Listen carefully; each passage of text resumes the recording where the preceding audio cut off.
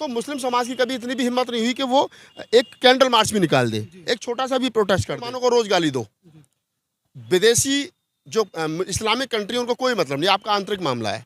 आप मुसलमानों का बीफ के नाम पर कत्ल कर दीजिए, आप मुसलमानों की देशभक्ति पर सवाल उठाइए, आप मुसलमानों के पहनावे पर सवाल उठाइए, आप मुसलमानों के रहन सहन पर सवाल उठाइए, आप मुसलमानों की भाषा पर सवाल खड़े कीजिए। इससे जो मुस्लिम कंट्री हैं, जो इस्लामिक कंट्री हैं, उनको कोई लेना देना नहीं है। लेकिन अगर आप मोहम्मद साहब के बारे में कुछ कहोगे तो फिर जितनी विदेश इस्लामिक कंट्री है वो सब आपके खिलाफ हो जाएगी। भारत में तेल तो होता नहीं है ना, तेल तो विदेश से मंगाना पड़ेगा ना, और तेल के बिना कुछ चलना नहीं है। तो ये जो अनपढ़ लोग इस तरीके की भाषा का इस्तेमाल कर रहे हैं, आप मुसलमान को टारगेट करिए, आपकी व्यक्तिगत दुश्मनी हो सकती है, लेकिन अगर आप इंटरनेशनल लेवल पर मोहम्मद साहब के बारे में कुछ बोलोगे तो आप समझिए कि आपको विदेशी जो इस्लामिक कंट्री है उनका गुस्सा आपको झेलना पड़ेगा। और सरकार आज बैकफुट पर है। पूरे देश में जिस तरह से माहौल जो है वो गरमाया हुआ है, राजनीतिक रूप से भी और सामाजिक रूप से भी। राजनीतिक रूप से इसलिए कि पूरे देश के अंदर एक बहुत बड़ा तबका है जो बीजेपी से खुश नहीं है, बीजेपी की नीतियों से खुश नहीं है। सामाजिक तौर पर इसलिए देश की 75 वर्ष की आज़ादी के बाद 2 अप्रैल 2018 में जिस तरह से आंदोलन हुआ था, दलितों का आंदोलन हुआ था SC ST को लेकर, उसी तरीके से एक बहुत बड़ा प्रोटेस्ट कल अल्पसंख्यक समुदाय के मुस्लिम समाज ने किया है। ये एक साझा पहल है समता आवाज़ TV और राहुल लाइव 85 की कि हम आपस में इस बारे में संवाद करें और वजहों को खोजने की कोशिश करें। मेरे साथ राहुल नागपाल हैं, राहुल लाइव 85 के एडिटर, और मैं मनोज अंतानी समता आवाज़ TV से। राहुल जी, जिस तरह से कल पूरे देश के अंदर अल्पसंख्यक समुदाय के एक बड़े हिस्सा मुसलमान समाज ने सड़कों पर आकर अपना रोष प्रकट किया है, लेकिन देश का एक बहुत बड़ा वर्ग है जो अल्पसंख्यक होते हुए भी अपने आप को बहुसंख्यक की संज्ञा देता है, और वो एक कह रहा है कि इनका तो काम ही है, ये आतंकवादी हैं, पाकिस्तानी हैं, अफगानिस्तानी।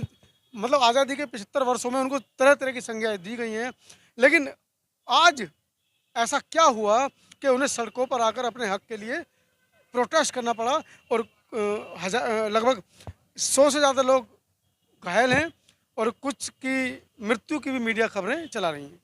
देखिए, दो चीज़ हैं इसमें अंतानी जी। हम एज एक्टिविस्ट से ये चर्चा कर सकते हैं कि आज़ादी के 75 सालों में क्या हुआ, वो तो मतलब उस पर तो हम गंभीर चर्चा कर सकते हैं, या गंभीर चिंतन मनन की ज़रूरत है।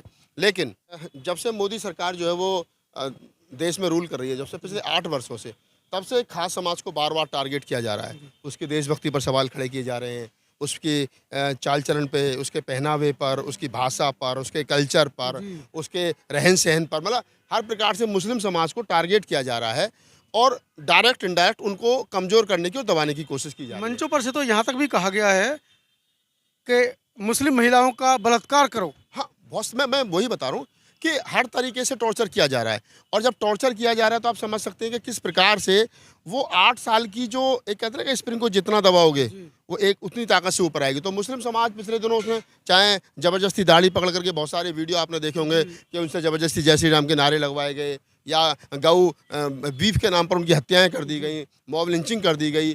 तो वो कभी प्रोटेस्ट तक नहीं किया उसने। अखलाक का मामला ले लो, सलीम का मामला ले लो, और बहुत सारे मामले ले लो जहाँ पर मुस्लिम समाज के लोगों की एक उपद्रवियों ने एक तरीके से हत्या कर दिया, उनको कहीं ना कहीं अपमानित करने का काम किया। तो मुस्लिम समाज की कभी इतनी भी हिम्मत नहीं हुई कि वो एक कैंडल मार्च भी निकाल दे, एक छोटा सा भी प्रोटेस्ट कर दे। तो अब ये पहली बार ऐसा हुआ है कि जब से पिछले 5-7 दिन से जब से माहौल गर्म है देश में, जब से नुपुर शर्मा वाला मामला आया है कि मोहम्मद साहब के बारे में जिस प्रकार का जिक्र उन्होंने किया, या जिस प्रकार की भाषा का उन्होंने इस्तेमाल किया, हालांकि बीजेपी ने हाथ पीछे खींच दिया, बीजेपी ने कह दिया कि उनकी व्यक्तिगत राय है, इससे बीजेपी संतुष्ट नहीं है। लेकिन हमको ये समझना इसलिए पड़ेगा कि आप मुसलमानों को रोज़ गाली दो, विदेशी जो इस्लामिक कंट्री उनको कोई मतलब नहीं, आपका आंतरिक मामला है। आप मुसलमानों का बीफ के नाम पर कत्ल कर दीजिए, आप मुसलमानों की देशभक्ति पर सवाल उठाइए, आप मुसलमानों के पहनावे पर सवाल उठाइए, आप मुसलमानों के रहन सहन पर सवाल उठाइए, आप मुसलमानों की भाषा पर सवाल खड़े कीजिए। इससे जो मुस्लिम कंट्री हैं, जो इस्लामिक कंट्री हैं, उनको कोई लेना देना नहीं है। लेकिन अगर आप मोहम्मद साहब के बारे में कुछ कहोगे तो फिर जितनी विदेश इस्लामिक कंट्री वो सब आपके खिलाफ हो जाएंगी, भावनाएं आहत होती हैं। भावनाएं आहत होती हैं। तो अब ये बात समझनी चाहिए कि बीजेपी की बात जल्दी समझ में आ गई। उसने कहा कि हाँ, ये तो भाई मोहम्मद साहब के बारे में बोल दिया, तो जो सैकड़ों कंट्री इस्लाम की हैं, जो इस्लाम को मानने वाले लोग हैं, तो मोहम्मद साहब तो सबके हैं। जैसे कि अगर हम बात बुद्ध की करें, आप इस देश के दलितों का शोषण करिए, किसी को कोई दिक्कत नहीं है, क्योंकि आपका आंतरिक मामला है। लेकिन अगर आप किसी बुद्ध विहार पर आग लगा दोगे, भगवान बुद्ध की मूर्ति तोड़ दोगे, तो वो इंटरनेशनल मामला बन जाएगा। फिर थाईलैंड भी बोलेगा, जापान भी बोलेगा, कोरिया भी बोलेगा, उत्तर कोरिया बोलेगा, दक्षिण कोरिया बोलेगा, श्रीलंका, जितने बुद्धिस्ट कंट्री सारी बोलेंगे। ठीक उसी प्रकार से आप मुसलमानों के साथ देश में कुछ भी करिए, कोई दिक्कत नहीं है। लेकिन अगर आप इस्लाम के खिलाफ बोलोगे, मोहम्मद साहब के खिलाफ बोलोगे, तो फिर आपको विदेशी कंट्रियों का जो गुस्सा वो झेलना पड़ेगा, जो वर्तमान में झेला जा रहा है। अभी हम एक बात और समझ लेते हैं, वो ये है कि अब जो सरकार को लोग चला रहे हैं, एक तो वो लोग हैं जो हमें दिख रहे हैं कि ये फलां मिनिस्टर है, ये फलां मिनिस्टर है, ये चेयरमैन है, ये सरकार के पार्ट है। लेकिन एक हिस्सा ऐसा भी है कि जो सरकार का पार्ट नहीं है, लेकिन सरकार को चला रहा है, जो उद्योगपतियों का बहुत बड़ा एक संगठन है। अडानी है, अंबानी है, जो मोदी जी के मित्र हैं, अच्छे मित्र हैं, फिक्की, बहुत सारे लोग हैं जो सरकार को चला रहे हैं, सरकार को फंडिंग कर रहे हैं, सरकार को उनका व्यापार इस्लामिक कंट्रियों से है। आप देखेंगे तो अडानी ग्रुप का जो व्यापार है, वो साला जो अफगानिस्तान से जो अड़हल की दाल आती है, तो वो अड़हल की दाल भारत में आती वहाँ से, तो वो बाया जो है वो अडानी आती है। आप तेल का व्यापार देख लीजिए तो सारा इस्लामिक कंट्रियों से तेल आ रहा है, वो किनके थ्रू आ रहा है, कैसे आ रहा है, किस प्रकार से हमारे लोग दुबई में जाकर के और संयुक्त अरब अमीरात में जाकर के, मुस्लिम कंट्रियों में जाकर के, भारत के लोग चाहे हिंदू हैं, मुस्लिम हैं, सिख हैं, ईसाई हैं, बौद्ध हैं, जैन हैं, पारसी, वो जाकर के वहाँ नौकरी कर रहे हैं, रोजगार कर रहे हैं, वो वहाँ पे बिजनेस कर रहे हैं।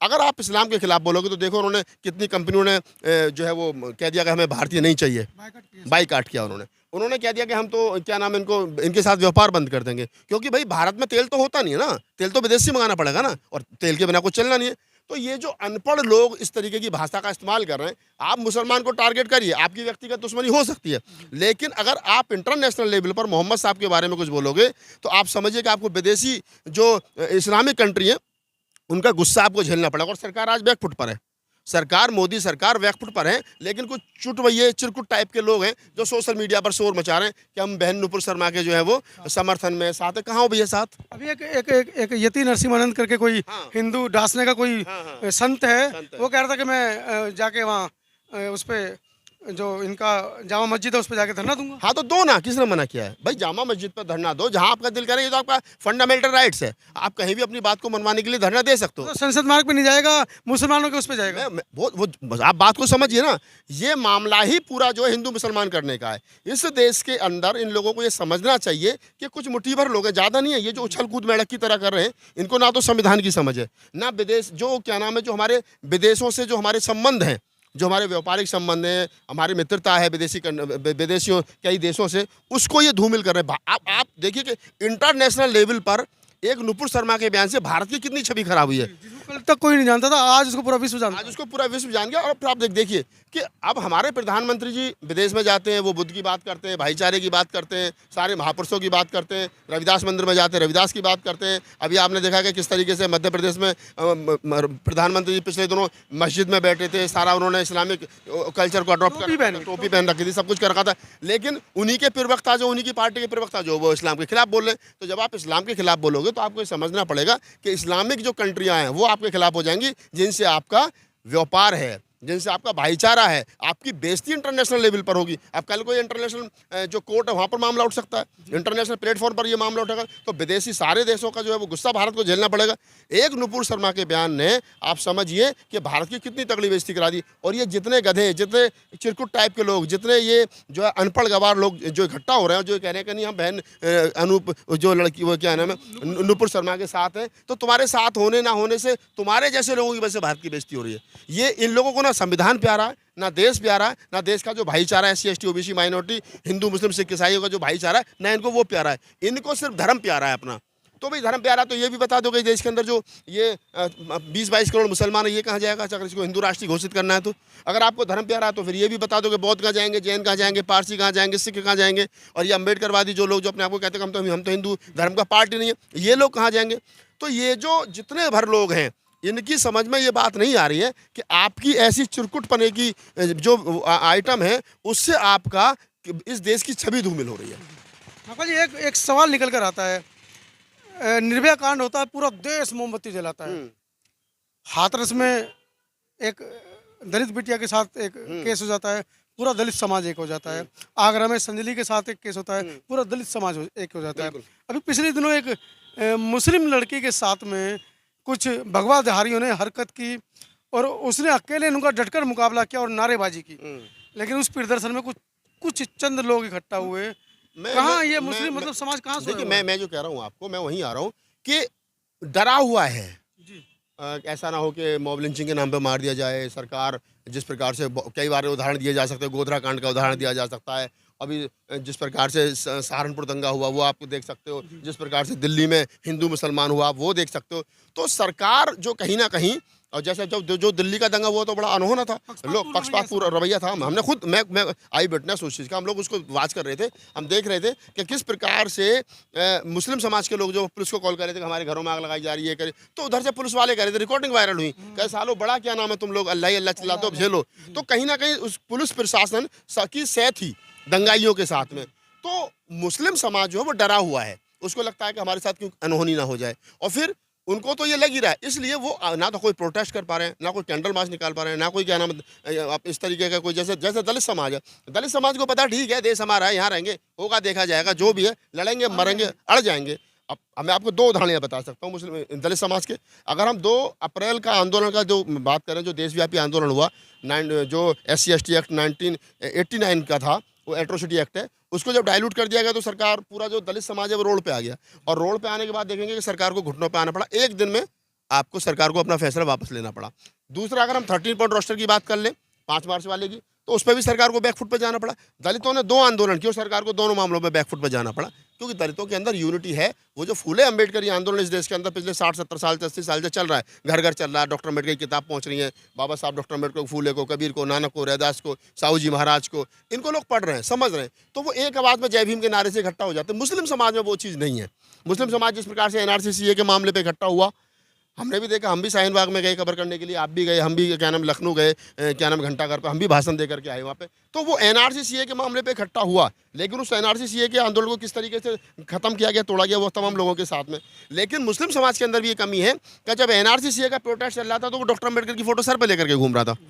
भारतीय संविधान के प्रियम्बल को लेकर के घूम रहा था, we the people of India. लेकिन जैसे ही वो आंदोलन खत्म हुआ तो डॉक्टर अम्बेडकर भी खत्म हो गए।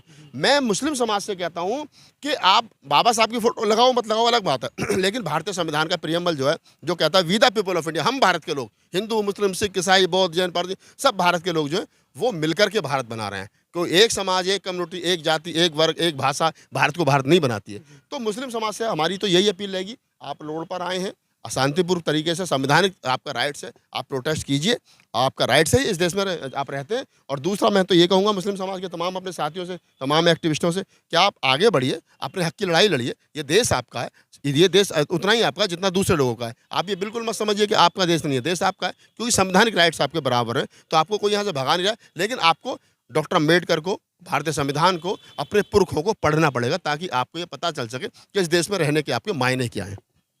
डॉक्टर अम्बेडकर जो देश के अंदर जो जातिवाद व्याप्त था, उसको वो 5 वर्गों में संवैधानिक रूप से डिवाइड कर चले गए।